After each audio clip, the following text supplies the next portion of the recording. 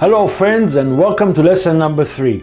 In this lesson we are going to learn why until now every time you try to stop the addiction and went to war on it, you did not know who you were fighting against, and why the hell you couldn't get rid of this damn addiction.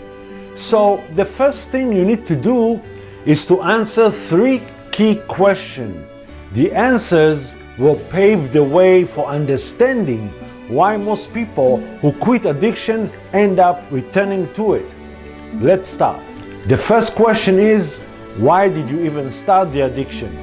Maybe this question has never bothered you, but to understand why it is so difficult to quit, you must know what causes the addiction in the first place. Come on, let's do a short exercise. In another moment, you will stop the video, close your eyes, take a deep breath, and imagine the day you started your addiction, the time you smoked the first cigarettes, or started compulsively eating fattening foods, start using drugs or drinking alcohol. Remember how old you were. Imagine the environment, who was with you, how you felt, and what mood you were in. Stop the video now and come back later when you have an answer to the question, why did you start your addiction? And when you have a clear picture, open the course booklet and write down why you started the addiction. This is the best time to complete the exercise in the booklet. Go ahead and do it now. I'm waiting for you. You are back. Excellent. Do you have an answer to the question? Great. My addiction to cigarettes started when I was 16 years old. One Friday in the afternoon, I went with my friends to the train station. It was not a problem to enter the station through the railroad bridge over the river, walking distance of 10 minutes from the neighborhood I lived in. And on Fridays in the afternoon, the train station was already closed for the weekend, but the train cars were open and we could sit in them and have fun. As we were sitting in one of the train cars, someone took out a box of cigarettes and handed it out. I held cigarettes between my fingers and saw my friends light them one after the other. They inhaled the smoke, making a sour face from the bad taste, and then they were coughing from the depth of their lungs. And I still remember my best friend turning to me and saying, "Let's see if you are a man to smoke the cigarette." My perception at the age of 16 was that this is the real test that differentiates an adolescent boy and a man who is not afraid of burning stick because of coughing and feeling suffocated and disgusted. And I lit a cigarette and smoked it despite the nausea and coughing I felt. Yes, I was so scared that my friends would make fun of me if I didn't have the courage to smoke. I didn't want to look cowardly because maybe they will not want to be my friends anymore and I will be lonely. The truth is, I fell into the trap the cigarettes companies who used my friends who were also trapped. I was so naive as to think that if I proved I was not scared and smoked the cigarettes, I would not have to keep proving it over and over again. But as you know, it wasn't so. After the first cigarette came the second, the third, until the addiction set. I admit, I smoked the first cigarette out of fear because I was so afraid of social unacceptability. And why did you start your addiction? It is okay, my friend.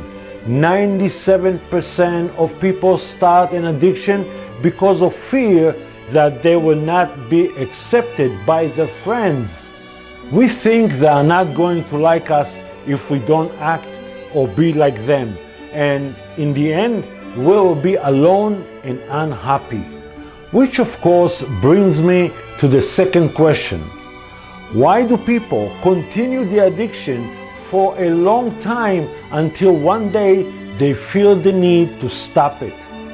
In fact, there's only one reason for it. Even if some addicts do not admit it, people continue because they are addicted to a substance or to the behavior. Therefore, they have 101 excuses to justify why they are still addicted. But you see, after all, the addiction is your best friend, your backbone when life is good and especially when life is not good. I want you to know that the beginning of your physical addiction, you did not know that another addiction had developed. An emotional addiction that looked as your best friend and as the mental support that will always be there for you in any situation. As long as one does not try to stop the habit, the only reason you keep going is the addiction to the substance or behavior. But after you stop the addiction for a period of more than a month, what will cause a relapse is the emotional addiction and not the physical addiction. So why is everyone who is addicted to something afraid to quit the addiction? Because he cannot imagine his life without it. I am sure you experience this fear every time you decide to quit. Wasn't it very scary to get out of bed the first morning? Yes, it was. And that brings me to the third question. Why intimidations don't work? It is true that all scary slogans and publications about smoking, drinking, and obesity and such did not help you to quit your addiction, right? All these publications did not scare me either. And I had to stop smoking because of the heart disease I was born with. Look, every adult who is addicted to something knows exactly what is the addiction cost to his health. However, knowing that does not scare him to continue or get back into the habit after he already stopped it. Why is it happening?